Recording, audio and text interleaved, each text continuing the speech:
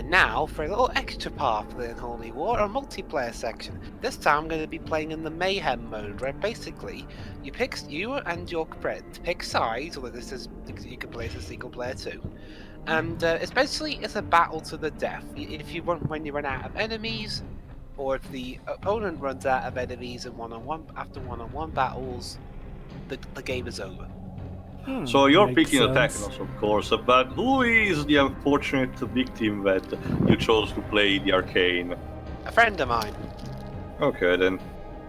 An anonymous friend. Yeah. It could be any of us for all we know. Totally. This game doesn't have online. It's Dwibs' dog. If my sister was already abroad by this time, I'd say it could be her, but she's not yet abroad. Oh, casual selection? One's random, in case you're...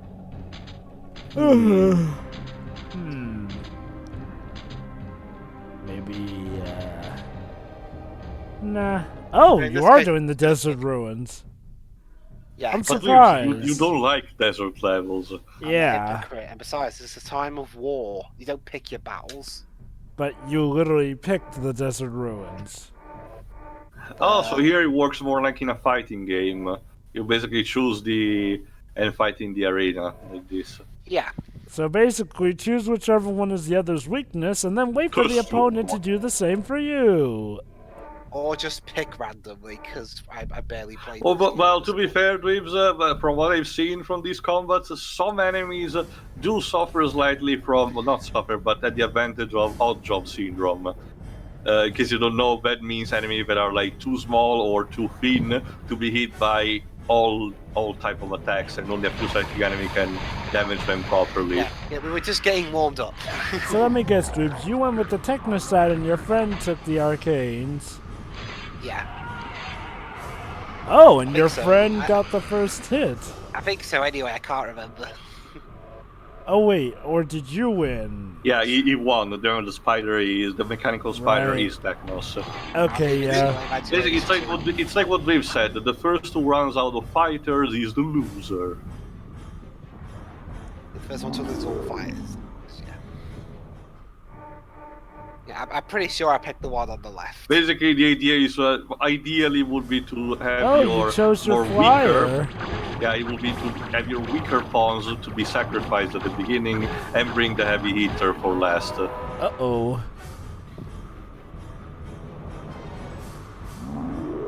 Okay, Yes. now you're down 2. I'm bound with a sword. Quicksilver. Yes. Jover, is there ever a continuity where Quicksilver was a girl? Yes. I think so. There have been quite a few, actually. But could Quicksilver make blades with his... There are several Dwibs, several continue. Oh no, the Fire Witch. There are several continuity Dwibs where the Marvel heroes are some sort of animals. Yeah. You know better the one where all of them are cartoon pigs. Most of them usually from Spider-Man into the Spider-Verse. But Well- there's one where all of them are monkeys. There's one where they are all ducks because it's titled Howard the Duck. I'm pretty sure there's also one where just different kind of animals. You know, the funny thing too is, like, in the comics, Spider-Man comes from the universe where everyone is a cartoony animal, whereas Peter Porker is a pig. He's married to Mary Yeah, Jane, he's who's being a beaten. swan in that version. Uh, Don't worry, though, the daughter's a pig, too. Yeah. Get back here already! Fire Witch, more like Fire Wench, am I right? I guess they- but you Fire say wench fire- who got quenched. I was gonna say Ooh. fire bitch for a second.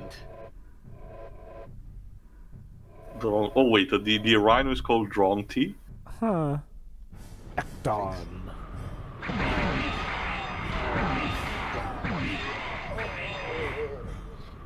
Actually, I do wonder, Dwibs, did you have your friend to play the game for a while just to test how the controls worked?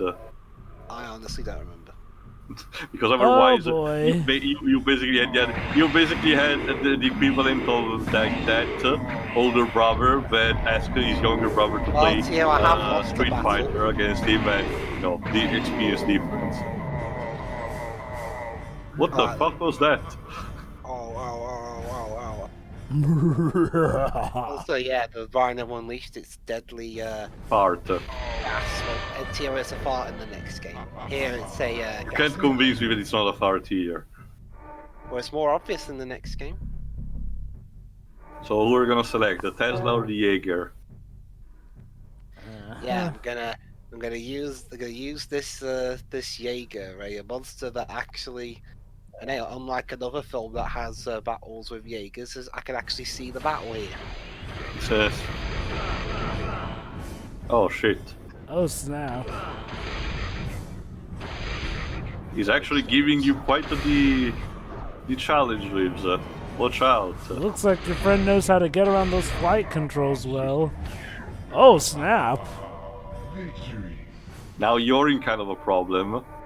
He was hoping that your Tesla unit can be miraculous like in the previous part, Dwibs. You've got one left. One shot, one opportunity. I'm always one card short. Actually, I was thinking more of 8 Mile, John. Uh-oh. It's not Yeah, looking good for not- Dwibs. Oh, what a... Wow, your friend actually managed to outsmart you. Wow. Player 2 victory. With 2 survivors. Sorry, Bane. Skillful victory. Want to try again? No. So we're gonna showcase the other multiplayer mode. Yep. Unless you want to play a Soul Reaver demo. Why not? How interesting. Well, yeah, some versions of the game came with that, others didn't. I managed to get the one that did. Anyway, Again, it wasn't too far-fetched the fact that Idols was packing demos with their games. Again, Akuji the Heartless has the showcase of a bunch of demos like X3, one of the Legacy of Kain games, and I think Tomb Raider 3 or something packed with it, and they're like more displayed the full front before the actual game. Watch Nitro Ride's review of it. It's very, enlightening. There we are. Set the wall and pick a level. Because I don't really feel like going through the whole story campaign again, so just pick a level at random. I was just showing my friend what options there are in the levels. Very nice. Well, again, compared to the actual fighting levels, this one you need to choose more carefully. Yeah. I like that little cinematic there of that robotic arm just holding on to it. Yeah, that's the thing that picks the option. It's a surprising level of detail to add animation to something as simple as that. Mm-hmm. Yep, The Great Desert.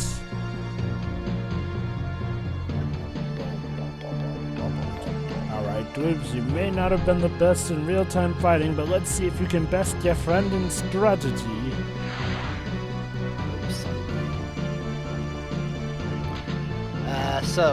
Shiori, based on the results you saw earlier, who do you think is the best chance of winning? I'm gonna say you, I guess. Well, I recorded this before I recorded the Oh. game. Huh.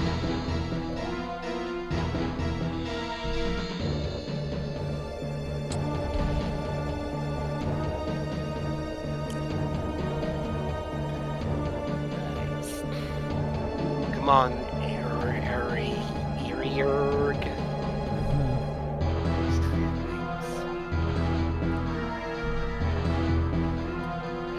Chandra?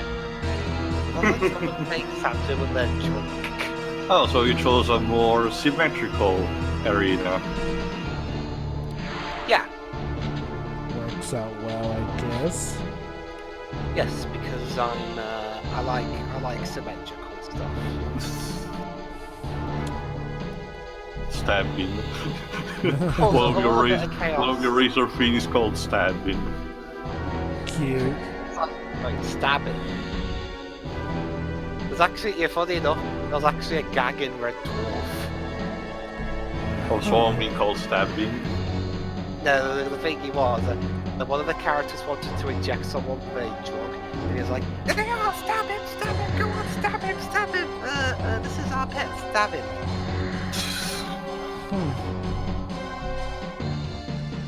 Let's get out of the base for a bit, even though Yeah, I don't think your range is still high enough for you to nuke the enemies like this. So I actually wondered, I forgot if you showcased it or told it, but if one unit enters an enemy base but it's not occupied, does it get destroyed automatically? Yep. Okay, that makes sense. Blows up. Quality.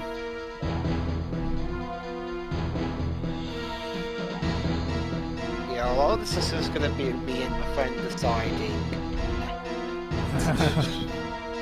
It's kind of weird having to play couch co-op strategy because you need to not be chatty about spoiling your decision making. Yeah. Yeah. Unless you're intentionally trying to trick one another. I swear, someone brought an Xbox to our house one day when I was younger, and they had this game where you play like basically chess with monsters, and you can use the monsters to fight. Oh god, I feel like I should remember that game. That sounds familiar. And there are a couple that follow that rule, so I don't know what would it be. It was on the Xbox. Susie versus Shan. That sounds like a sitcom. It's Susie, it's Chandra. She actually managed to win. Huh. Yep. I guess we know the end of the sitcom then. Though I guess she's at nukeable distance from here. Yeah, there we go. Very short-lived sitcom. And they. Well, you know what they say, Dwibs. Comedy is nothing without tragedy. No, it's tragic. Tragic. It ends like the deadhead canon of The Sopranos. That the reason why it cuts to black like that is because a meteorite crashes onto the diner they were having dinner.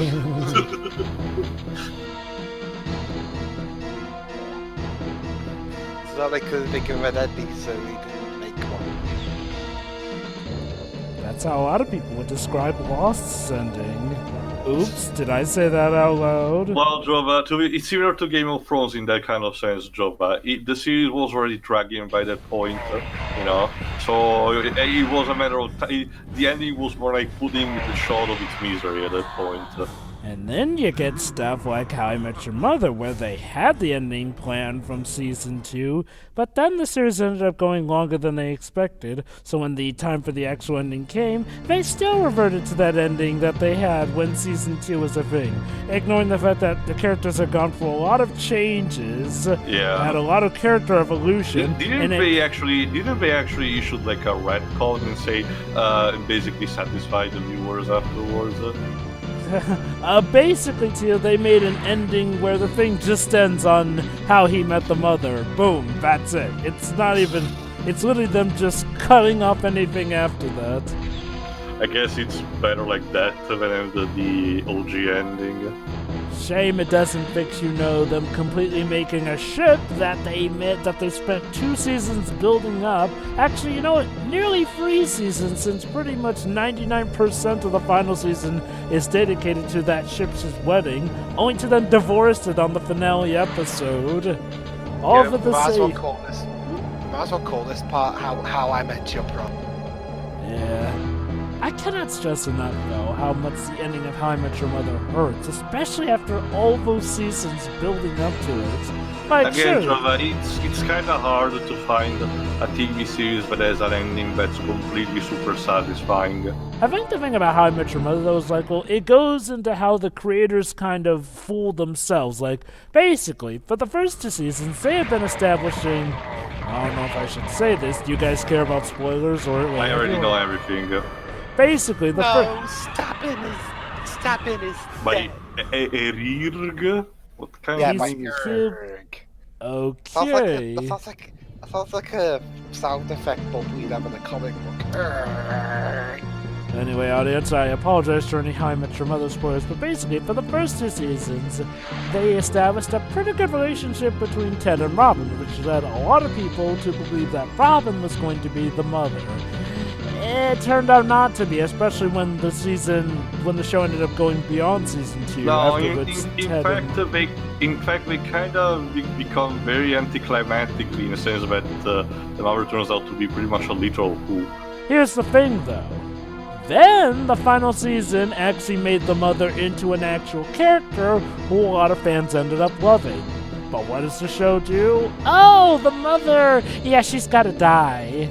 Why? Just so that Ted can try to get back up with Robin, who at that time had a relationship with Barney to the point where they got freaking married.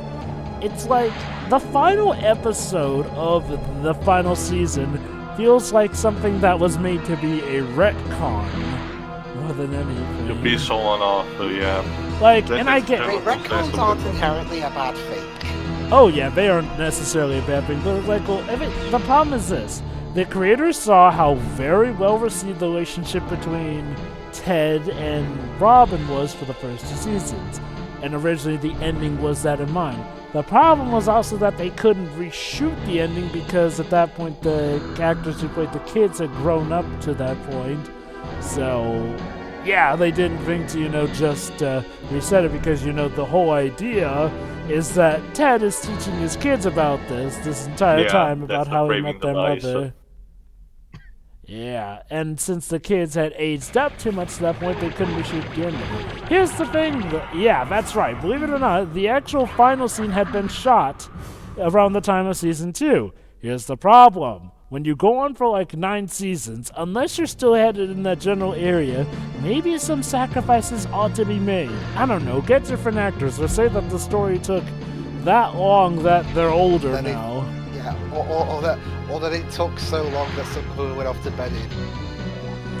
Yeah, it's just, man, the major issue of How I Met Your Mother is that its creators were so stuck to this idea they had beforehand, and it's because they played themselves. They made a relationship that they themselves loved so much, except they failed to realize how well received the other relationships they made along the way were, and thus destroyed them just for the sake of it. Wait, did your friend who was trying to retire another unit? I think so. He just had created one and was about to, because he had Again, retired. I don't know. I can't remember what side I was.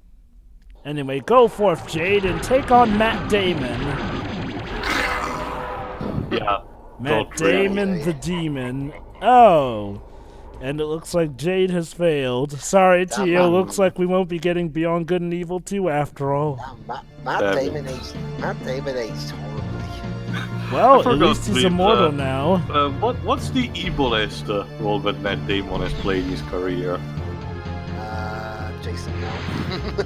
That's Isn't too Jason easy. Bourne supposed to be a good guy? Well, the protagonist. Well, keep in mind, Jova, I have seen Oh like no, he only was the in first movie Interstellar. and a long time ago, Jova. Basically, but I thought that was the whole point, to give a sense of ambiguity in is Jason Bourne really a good person or is he an agent that is going to... Anyway, guys, I just remembered Interstellar. Wait, he was in Interstellar, the Christopher Nolan movie. I don't remember a particular bad guy in that one. Matt Damon was the closest one. Well, was he like a jerk or something? Or was he like some psychotic He was villain? one of those people that was like, no, I want to stay where I am. Don't take me as I'm killed.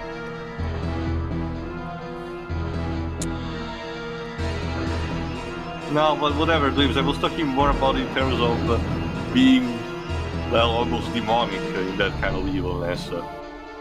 Because I can't remember if he actually did it one. Actually, let me check.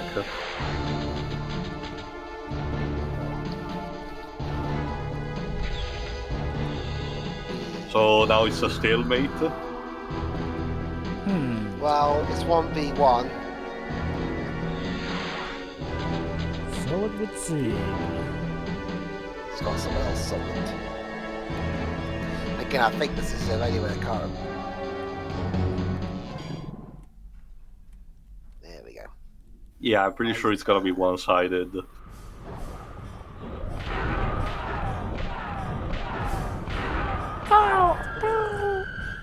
Fire! Fire! Fire! Fire!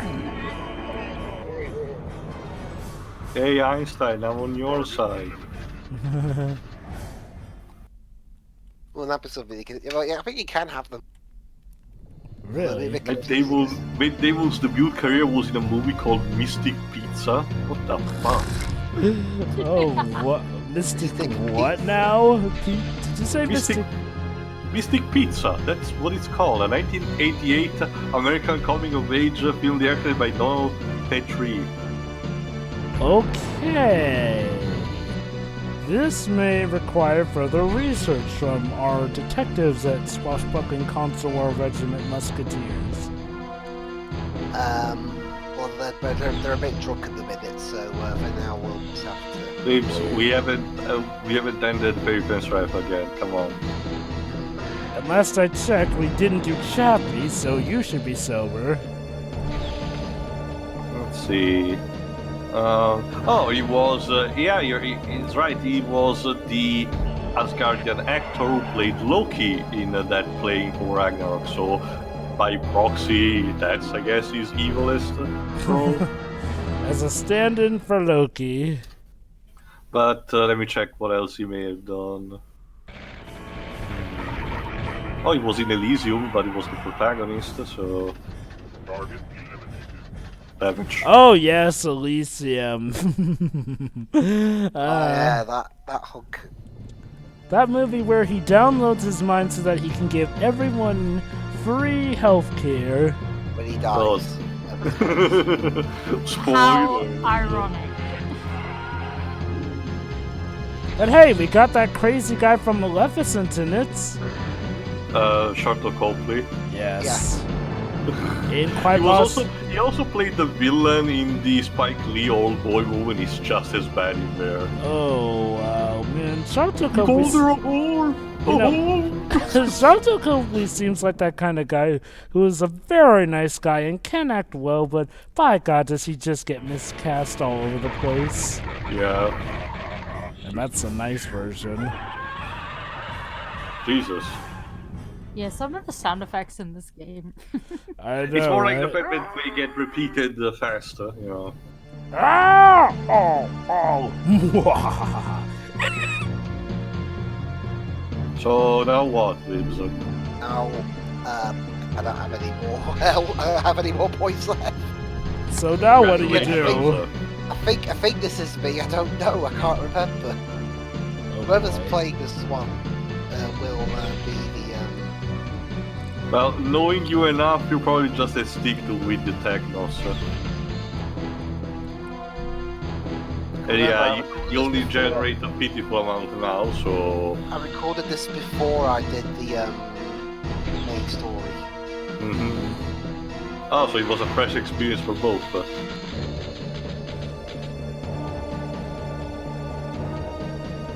Yeah, you're bold. Yeah. Well, I could eat the other controller. It's not a feasible solution, Dwibs. Again, I thought. Besides, you make it. There you go. Dwibs managed Legal to victory. both in the fighting game, challenge multiplayer, and the standard one. Congratulations. I think. I don't know. I can't remember. I think. Anyway, so yeah, that was the Unholy multiplayer, and indeed the end of this part in general. So, Dwibs, are you ready to tell the audience what's the next game Toys for Bob did? Yes. So what did Toys for Bob do when they had a good engine on their hands, but not really a lot of story to it? They go out and make a Gundam game. Except they didn't. So join us next time when we go from aliens and machines, wars, disease, famine, and all terrible shit into cute magical girls with magic mirrors Yay! and broomsticks and wands and stuff. Yay! So join us next time when we tackle Bajoko Daisakusen Little Witchy Mischiefs. See It's ya. going to Fun, be guys? so much fun. Yes. Yeah. See ya. See ya. See ya. See ya.